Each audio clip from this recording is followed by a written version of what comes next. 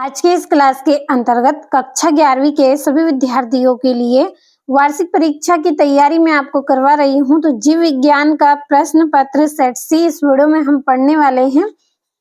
तो ज्यादा समय आपका नहीं लूंगी, चलिए जल्दी से हम प्रश्न की ओर बढ़ेंगे। तो आपका यहाँ पे पहला प्रश्न है, 5 जगत वर्गीकरण में एक कोशिकीय यूकेरियोटिक जीवों को किस समूह में रखा गया है? तो इसको किस समूह में रखा गया है? प्रोटेस्टा समूह में रखा गया है। दूसरा है, निम्नलिखित में से किसे थैली कवक कहा जाता है? तो इसका आंसर आपका यहाँ पे रहेगा ये एस्कोमाइसिटीज, ए नंबर वाला। दूसरा है, पौधों की जड़ों से जल तथा खनिज लवणों का परिवहन किस ऊतक द्वारा होता है? तो इसका आंसर रहेगा जाइलम। अगला है, निम्नलिखित में से किन कोशिकाओं में माइटोकॉन्ड्रिया की संख्या सामान्य से अधिक पाई जाने की संभावना है? तो किसमें है? तो कार्यकी रूप से अधिक सक्रिय कोशिकाओं में, ये इसका आंसर सही है।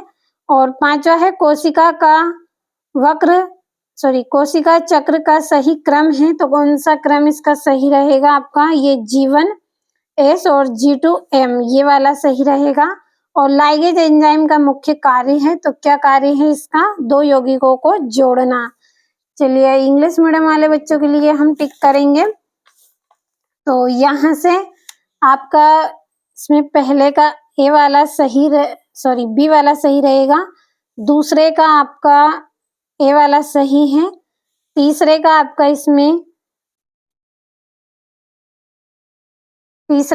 इसमें ए रहने वाला है।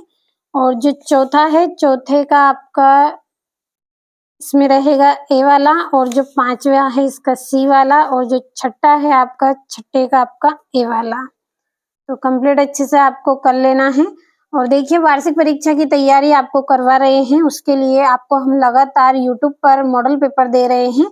लेकिन इसके अलावा आपको 100% एग्जाम में आने वाले प्रश्न ऐप पर मिलेंगे। इस वीडियो के डिस्क्रिप्शन में लिंक है। यदि आपने ऐप का सब्सक्रिप्शन नहीं लिया है तो आप जल्दी से ऐप से जुड़े और वार्षिक परीक्षा की तैयारी के लिए आप मॉडल पेपर प्राप्त करें। आपके लिए कम फीस रखी है, बहुत ही मेहनत रिसर्च के साथ आपके लिए मॉडल पेपर तैयार किए गए हैं। यदि आप वार्षिक परीक्षा में अच्छी परसेंटेज बनाना चाहते हैं तो जल्दी से आप ऐप से जुड़े।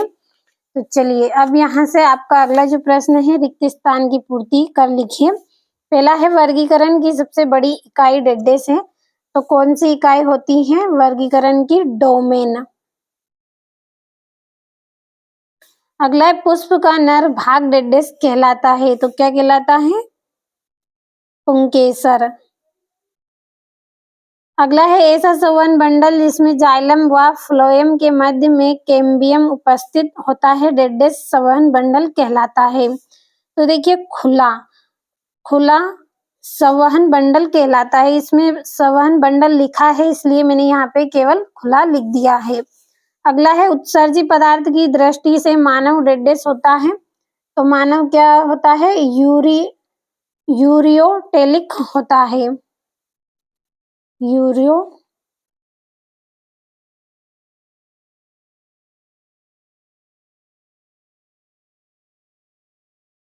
यूरियोटेलिक। अगला है, पादप कोशिका में कोशिका भित्ति मुख्य रूप से डेडेस की बनी होती है। तो ये किसकी बनी होती है? सेल्यूलोज की बनी होती है। अगला है, पादप गैसीय हार्मोन का उदाहरण डेडेस है। तो क्या उदाहरण है? एथिलीन।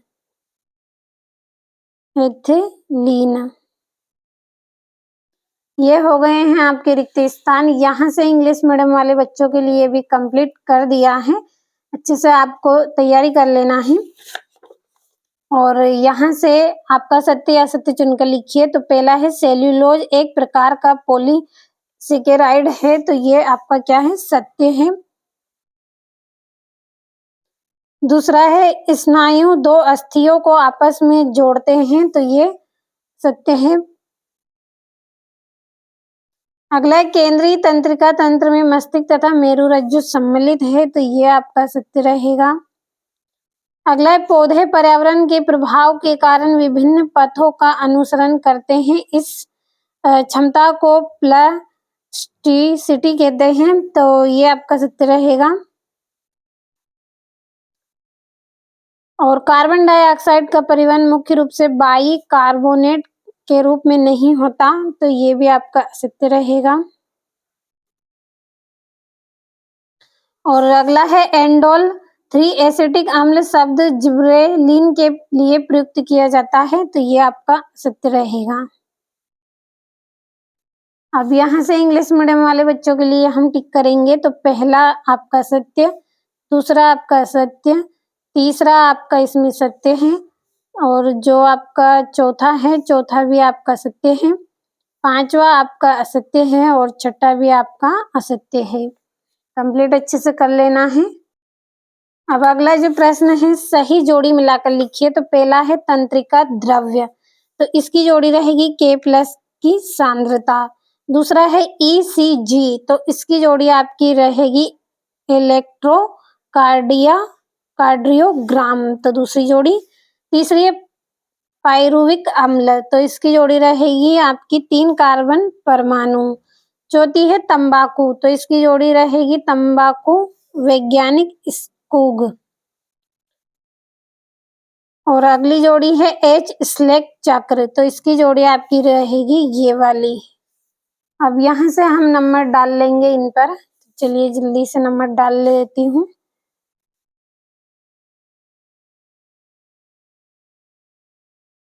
तो ये हो गई आपकी जोड़ियां। अब हमारा अगला जो प्रश्न है उसमें आपको एक वाक्य में उत्तर भरना है। पहला है मानव कर्ण में पाई जाने वाली अस्थियों के नाम लिखिए।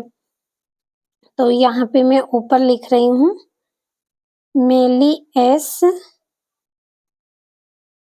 और इनकस, और तीसरा रहेगा आपका एस्टेपीज।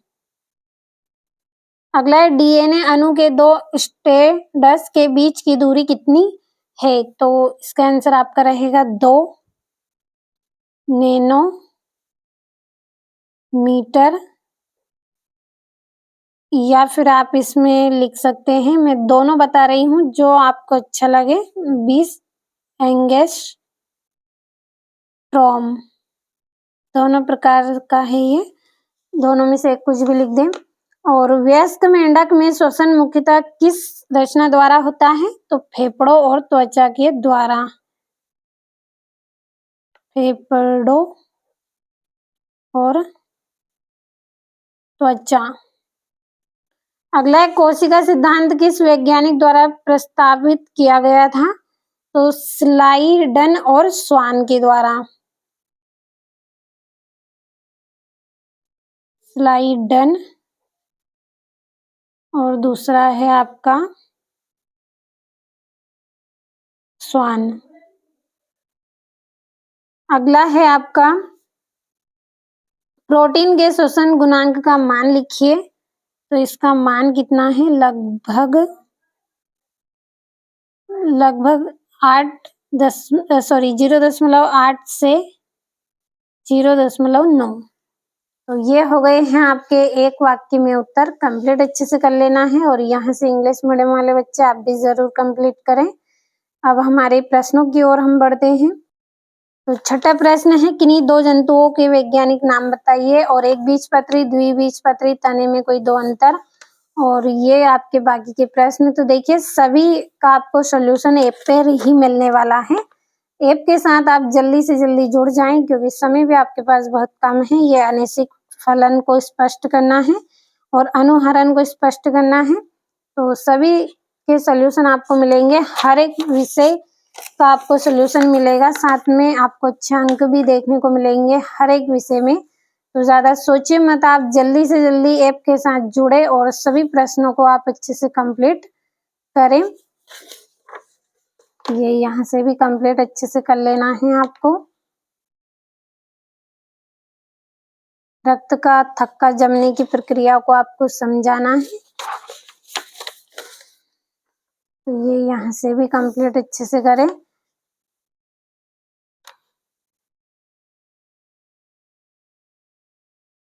अब ये यहाँ से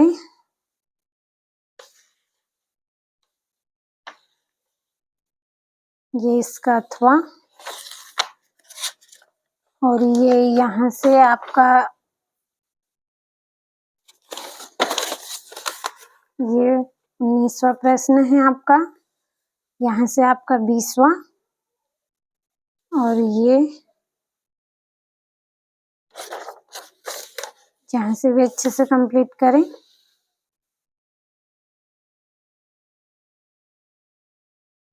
तो आज की इस क्लास में आपको बायोलॉजी का मॉडल पेपर सेट सी बताया है। अगले वीडियो में आपको सेट डी मिलेगा। जब तक आप ए बी सी तीनों सेटों को अच्छे से कंप्लीट करें।